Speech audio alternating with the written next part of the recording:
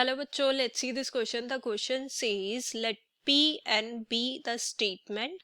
The arithmetic mean of n plus 2 is the same as their geometric mean. Prove that P1 is not true. Also prove that Pn is true. Then Pn plus 1 is also true. How does this contradict the principle of induction? तो सबसे पहले देखते हैं इस question में क्या की concept use करने वाले हैं एंड उसकी कॉन्सेप्ट के बेसिस पे इस क्वेश्चन को कैसे सॉल्व करेंगे. सो अरिथमेटिक मीन क्या होती है? जैसे लेट अस सपोज दैट हमारे पास P and Q are two numbers. ठीक है, तो इनका अरिथमेटिक मीन उसको मैं ए एम से रिप्रेजेंट कर रही हूँ, वो हमारे पास क्या होगा? That is P plus Q by 2. और इनका ज्योमेट्रिक मीन जिसे जी एम से रिप्रेजेंट कर रही हूँ तो वो होगा हमारे पास square root of P Q, P into Q.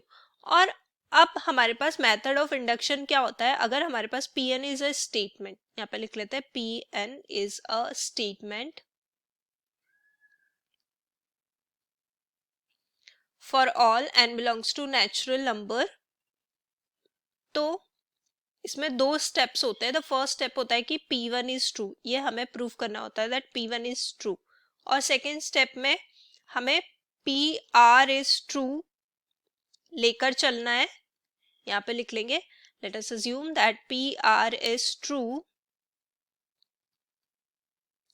And if PR is true then we have to prove that PR plus 1 is true.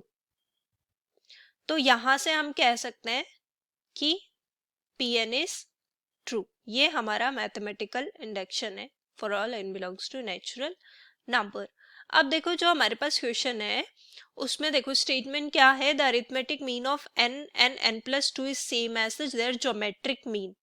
ठीक है, सो Pn जो स्टेटमेंट है उसको मैं इस फॉर्म में भी लिख सकती हूँ क्योंकि अरिथमेटिक मीन ज्योमेट्रिक मीन के इक्वल है, यानी कि I can write it as n plus 2 divided by 2. ये अरिथमेटिक मीन है n और n प्लस 2 का, और ज्योमेट्रिक मीन क्या हो जाएगा? Square root of n plus 2.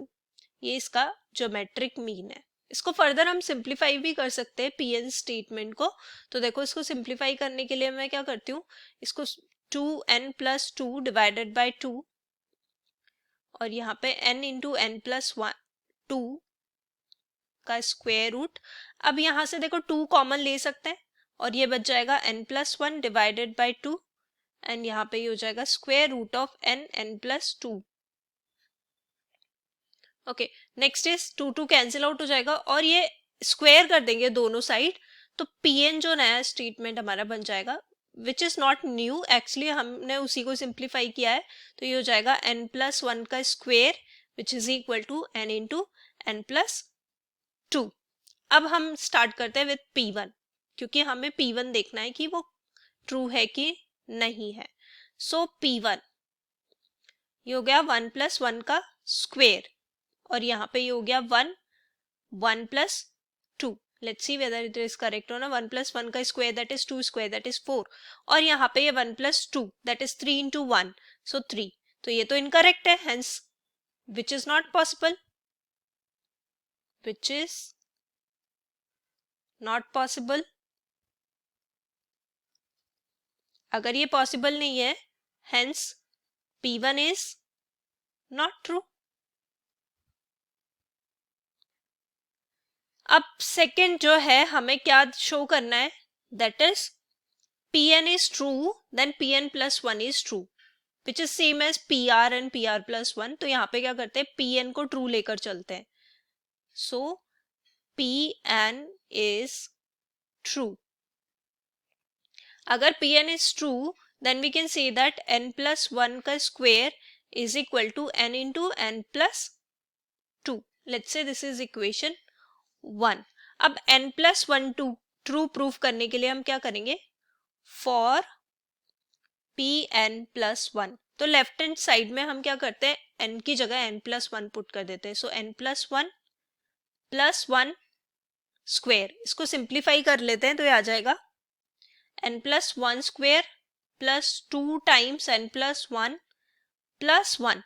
अब देखो n plus one square from equation one n into N plus two, so यहाँ पे लिख लेते हैं n into N plus two और इसको 2 से मल्टीप्लाई कर देते हैं, so 2n plus two plus one और यहाँ पे लिख लेते हैं फ्रॉम इक्वेशन वन, क्योंकि हमने इक्वेशन वन से n प्लस वन का स्क्वायर पुट किया।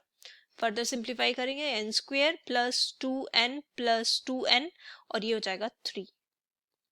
इसको सिंप्लीफाई करेंगे n square plus 4n plus 3, factorise कर देंगे, 4n को फैक्टराइज करेंगे तो ये आ जाएगा हमारे पास n square plus 3n plus n plus 3।